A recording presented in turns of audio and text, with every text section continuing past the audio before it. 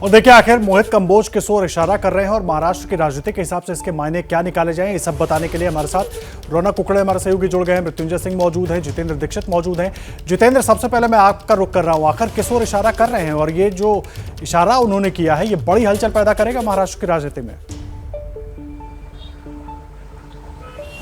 जी हाँ, बिल्कुल। बीती रात से जो 4 ट्वीट्स मोहित कंबोज ने किए हैं और सबसे ताजा ट्वीट जो है अब से 1 घंटे पहले किया है, जिसमें उन्होंने लिखा है हर हर महादेव अब तांडव होगा। तो जाहिर तौर पर मोहित कंबोज इस ओर इशारा कर रहे हैं कि एनसीपी का कोई बड़ा नेता है जिसकी गिरफ्तारी हो सकती है, जिसके खिलाफ जांच हो सकती है और उसे जेल भेजा जा सकता है। जेल में पहले से ही एनसीपी के 2 दिग्गज नेता कैद हैं, अनिल देशमुख और नवाब मलिक। और अब मोहित कंबोज का कहना है कि कोई तीसरा नेता भी उनके साथ जा सकता है। और मोहित कंबोज की बात से, उनके ट्वीट से इस वजह से हड़कंप मचा हुआ है क्योंकि हाल फिलहाल में मोहित कंबोज महाराष्ट्र बीजेपी के शीर्ष नेताओं के काफी करीब हो गए हैं। और उन्होंने कुछ वक्त पहले एक ट्वीट किया था जो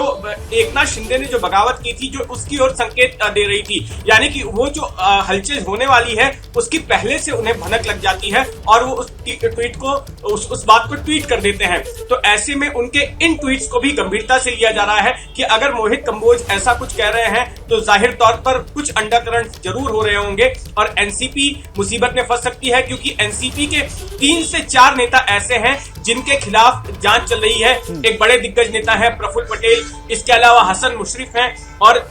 अजीत पवार के खिलाफ भी जांच चल रही है। तो ऐसे में इन्होंने एक इशारा अजीत पवार की तरफ भी किया अपने ट्वीट में कि इरिगेशन घोटाला, जो सिंचाई घोटाला था, उसकी जांच फिर से शुरू की जानी चाहिए, जिसे कि परमबीर सिंह ने मुंबई पुलिस कमिश्नर रहते वक्त बंद कर दिया था। जी, ये तमाम सवाल मोहित कंबोज उठा रहे हैं और उन्होंने एक के बाद एक कई ट्वीट किए हैं रौनक, और एक ट्वीट में तो बाकायदा जिक्र किया है कि विदेशों में कितनी प्रॉपर्टी है, कहाँ किस किस पोर्टफोलियो पर रहे, कौन कौन से उनके दोस्त हैं, ये सारी जानकारी वो खुलासा करेंगे। कैसे देखें, क्या कुछ कौन से लोग आते हैं इस तरह के दायरों में? जी देखिए, मुख्य तौर पर पिछले दिनों महाराष्ट्र की राजनीति की अगर बात की जाए तो जिस तरह से एनसीपी के बड़े नेताओं को जांच के घेरे में दिखाई दिए थे, जिसमें मुख्य तौर पर अगर देखा जाए तो अजीत पवार को लेकर भी जो है वो जांच एजेंसियां जो है वो जांच कर रही थी। उनकी बहनों के यहाँ पर भी इनकम टैक्स विभाग की तरफ से छापेमारी की गई थी और लंबे वक्त तक छापेमारी की गई थी। और ऐसे में जिस तरह का उनका तीसरा ट्विटर जो इस बात की ओर इशारा कर रहा है कि कहीं ना कहीं इरीगेशन का जो स्कैम साल 2010-11 में जिसका खुलासा हुआ था और अजीत पवार पर इसके आरोप लगे थे बतौर इरीगेशन मिनिस्टर, उनके कार्यकाल में जमकर जो है वो घोटाला यहाँ पर देखने को मिला था। करीबन 70,000 करोड़ का एक घोटाला था। तो सवाल ये है कि क्या वापस एक बार अजीत पवार मोहित कंबोज के निशाने पर है? और सवाल ये भी बनता है आदर्श की इस तरह के ट्वीट कर सनसनी फैलाने की कोशिश जो है वो मोहित कंबोज क्यों कर रहे हैं? अगर उनके पास कोई सबूत है तो निश्चित तौर पर उन्होंने सामने आकर इस पूरे मामले का खुलासा जो है वो जल्द से जल्द करने की जरूरत है, ना कि इस तरह की सनसनी फैलाने की। जी, अहम बात आप कह रहे हैं मृत्युंजय, लेकिन इस बीच ये भी समझना चाहूंगा कि एनसीपी की तरफ से कुछ कहा गया, क्योंकि इस तरह जो ट्वीट उन्होंने किया वो वाकई राजनीति में बहुत बड़ी हलचल मचाने वाला ट्वीट है और इसका सीधा मतलब ये भी निकल जाता है कि मोहित कंबोज को कहीं ना कहीं से जानकारी भी मिल रही है और अब वो जानकारियां मिल रही हैं तो उसी के बल पर इस तरह से, जैसा रौनक कुकड़े कह रहे हैं, सनसनी फैलाने वाला ट्वीट उन्होंने कर दिया।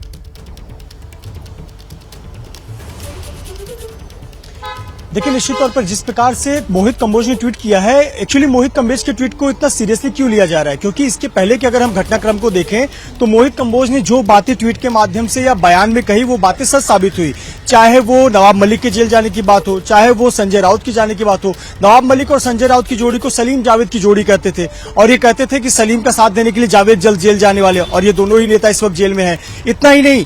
1 जून की बात है जब यहाँ मुंबई के सांताक्रूज में उनका निवास है जहां पर मैं स्थित हूँ, यहाँ एक बयान उन्होंने दिया था कि 30 जून को ठाकरे सरकार गिर जाएगी, 30 से 1 जुलाई नहीं होने देंगे। उस वक्त लगा कि शायद राजनीतिक भावनाओं में दिया गया ये बयान है या फिर अपने गुस्सा जाहिर करने का बयान है, लेकिन वैसा हुआ, बगावत हुई और फिर एकनाथ शिंदे सरकार आ गई। इसीलिए मोहित कंबोज को जो ट्वीट है उसको बेहद गंभीरता से लिया जा रहा है और उन्होंने कहा कि मैं जल्द ही प्रेस कॉन्फ्रेंस करके खुलासा करूंगा। लेकिन सवाल उठता है कि आखिरकार एनसीपी का बड़ा नेता कौन है? जैसे कि मेरे सहयोगी ने बताया कि 2 से 3 बड़े नेता हैं जिन पर जांच लंबे समय से चल रही है, लेकिन मोहित कंबोज कह रहे हैं निश्चित तौर पर बीते कुछ महीनों में, वर्षों में उनके भाजपा के बड़े नेताओं से करीबियां बढ़ी हैं, तो कहीं न कहीं उनको संकेत मिला होगा या उन्हें इसकी सूचना होगी, तभी इस प्रकार से दावा बहुत विश्वास के साथ वो कह रहे हैं कि एनसीपी का बड़ा नेता जल्द ही अनिल देशमुख और नवाब मलिक का साथ देने के लिए जेल जाएगा। कब तक प्रेस कॉन्फ्रेंस कर सकते हैं, क्योंकि आप उनके घर के बाहर ही मौजूद हैं, कब तक प्रेस कॉन्फ्रेंस कर सकते हैं? कुछ जानकारी मिल पाई है मृत्युंजय अभी? जी, हमने बात करने की कोशिश की, फोन पर उनसे बात हुई जिस पर उन्होंने कहा कि अभी मैं मीडिया के सामने आकर बयान नहीं दूंगा, लेकिन मैं समय और जगह जरूर बताऊंगा कि वो प्रेस कॉन्फ्रेंस कब करेंगे, आज करेंगे या बाद में करेंगे, ये इस बारे में जानकारी नहीं दी है उन्होंने और ना ही नेता का नाम बताया है। फिलहाल वो कैमरे पर आकर कोई बयान नहीं देना चाहते, लेकिन वो कह रहे हैं कि बहुत जल्द इसको लेकर वो खुलासा करेंगे। जी ठीक है जितेंद्र, मैं आपका रुख कर रहा हूं। एक चीज मुझे बताइए, जो दावा मोहित कंबोज कर रहे हैं, अगर वो दावा सही होता है, उस तरह के सबूत, उस तरह की बातें वो रखते हैं, कितनी मुश्किल एनसीपी के लिए बढ़ेगी? एक बात। दूसरी बात, मोहित कंबोज ने ट्वीट करके ऐलान तो कर दिया, लेकिन अभी तक ये तय नहीं हो पाया कि प्रेस कॉन्फ्रेंस कब करेंगे।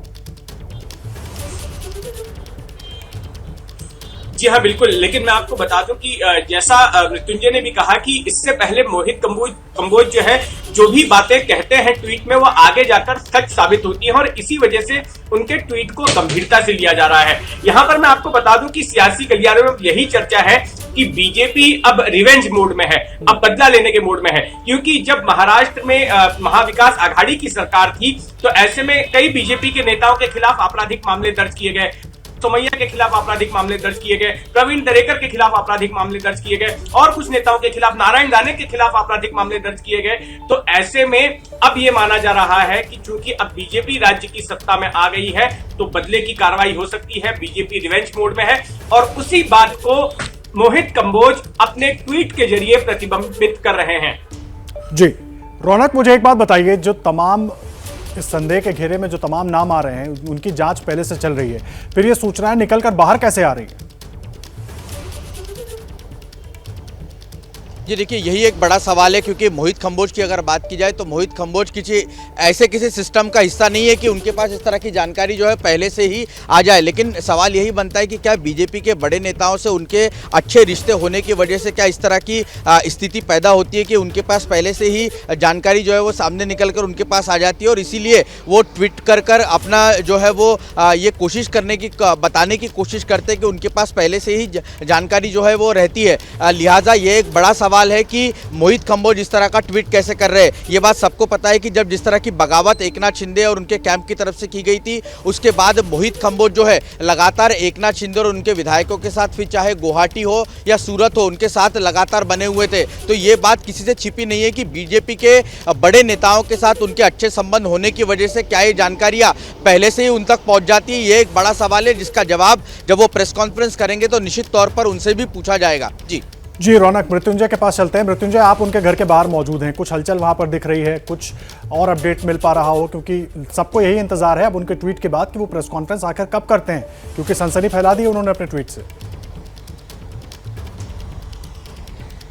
निश्चित तौर पर सुबह से ही हम उनके घर के बाहर हैं और उनसे हमसे बातचीत करने की भी कोशिश की, फोन पर बातचीत हुई, जिस पर उन्होंने ये कहा कि अभी वो कैमरे के सामने आकर बात नहीं करेंगे, लेकिन जब भी वो बात करेंगे तो बाकायदा समय और जगह बताकर वो बातचीत करेंगे और उस पर पूरा खुलासा करेंगे, क्योंकि उन्होंने ट्वीट कर ये कहा है तो वो उस पर अमल करते हैं। साथ ही साथ उन्होंने जब हमारी फोन पर बात हुई इसके बाद ही उन्होंने नया ट्वीट भी किया जिस पर उन्होंने लिखा, हर हर महादेव अब तो तांडव होगा। तो कहीं ना कहीं एक आत्मविश्वास और एक कॉन्फिडेंस जरूर झलक आ रही है उनके ट्वीट में, क्योंकि इसके पहले भी वो ट्वीट करते रहे हैं। तो शुरुआत में उन्हें गंभीरता से इसलिए नहीं लिया जाता था कि वो ऐसे कोई पद पर नहीं थे कि वो बात कहें और वो सच निकले, लेकिन पिछले कुछ घटनाक्रम हुए हैं जिसके बाद से चीजें बदली हैं और हमने देखा कि किस प्रकार से एकनाथ शिंदे का जब ये पूरा सरकार गठन का कामकाज हो रहा था, बगावत हुई थी, तो खुद मोहित कंबोज सूरत मौजूद थे, सभी विधायकों को लिए गुवाहाटी गए, गोवा में थे और फिर यहाँ मुंबई में आए। तो पूरे सरकार गठन की प्रक्रिया को बहुत करीब से देखा। तो जैसा सहयोगी रौनक ने बताया कि क्या भाजपा के बड़े नेताओं से करीबियों के चलते उनको ये जानकारियां मिल रही है, जो इस प्रकार से ट्वीट कर वो तीनों ही नजर बनाकर रखें, क्योंकि बड़ी खबर है, सनसनी जरूर अपने ट्वीट से मोहित कंबोज ने फैला दी है, लेकिन अब मीडिया के सामने कब आते हैं,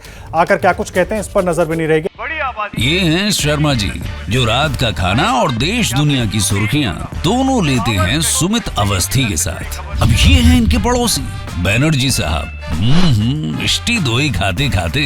पूरा बंगाल जान लेते हैं सुमन दे के साथ। इनकी तरह आप भी देखें अपने फेवरेट न्यूज एंकर को एक ही ऐप पर, और डाउनलोड कीजिए एबीपी लाइव ऐप अपने स्मार्ट टीवी पर।